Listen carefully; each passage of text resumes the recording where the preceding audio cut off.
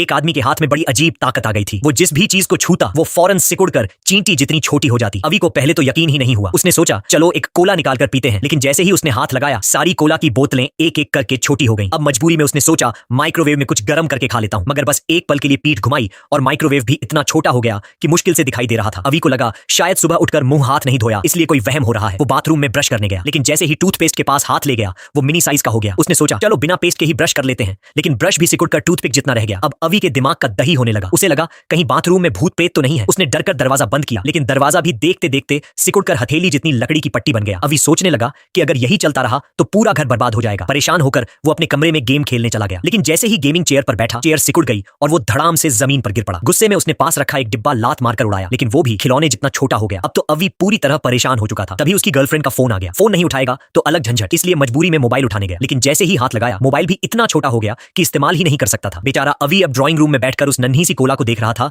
जो दांतों के बीच भी न फंसे, और ऐसे टीवी को घूर रहा था जिसे देखने के लिए शायद मैग्नीफाइंग ग्लास चाहिए। अच्छी बात बस इतनी थी कि उसका प्यारा कुत्ता वफादार उसके साथ था, लेकिन जैसे ही उसने प्यार से उसे छूने की कोशिश की वफादार भी पल भर में चींटी जितना छोटा हो गया। उसी समय उसे जली हुई चीज की बदबू आई। वो भागकर किचन में गया तो देखा कि छोटा हुआ माइक्रोवेव शॉर्ट सर्किट की वजह से आग पकड़ चुका है। अभी तुरंत एक कप में पानी भरकर आग बुझाने दौड़ा, लेकिन पानी फेंकते ही उसे एहसास हुआ कि कप भी सिकुड़ गया है। अब उसके पास कोई रास्ता नहीं बचा था। फिर उसके दिमाग में एक आइडिया आया। उसने सोचा जब मेरा हाथ हर चीज को छोटा कर देता है तो आग को भी क्यों ना छोटा कर दूं। बस फिर क्या था, वो बार बार आग को छूने लगा। थोड़ी जलन तो हुई, लेकिन आग सचमुच सिकुड़ती गई और आखिरकार पूरी तरह बुझ गई। अब अभी को समझ नहीं आ रहा था कि इस अजीब ताकत का क्या करे। वो सिर पकड़कर बैठ गया। तभी अचानक कुछ चमत्कार हुआ। उसने आंखें खोली तो देखा कि वफादार फिर से अपने असली साइज में आ चुका है। कोला की बोतलें भी सामान्य हो गई थी। वो खुशी से उछल पड़ा और किचन की तरफ भागा। माइक्रोवेव भी पहले जैसा था। उसकी प्यारी गेमिंग चेयर भी वापस नॉर्मल हो चुकी थी। खुशी के मारे वो तुरंत घर से बाहर निकलने दौड़ा, लेकिन दरवाजा खोलते ही उसके होश उड़ गए। बाहर घास के तिनके घर से भी ऊंचे दिखाई दे रहे थे। तभी उसे समझ आया कि उसने सिर्फ घर की चीजों को नहीं बल्कि पूरे घर और खुद को भी छोटा कर दिया था, और अब उसकी हालत ऐसी हो गई थी कि निकलने का